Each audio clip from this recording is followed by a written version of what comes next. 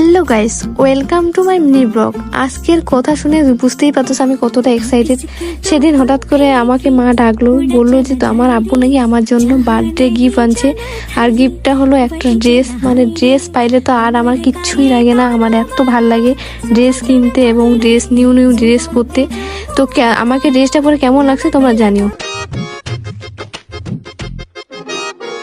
इश्के दी गलियां तंग है, शर्मो शर्मी में बंद है, खुद से खुद की कैसी ये जंग है।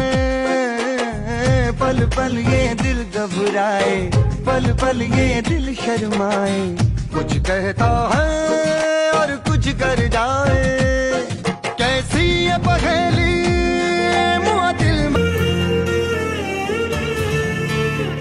আজকে খুশির দিনে তোমারই আগমনে ধন্য হলো এ ভূমি যে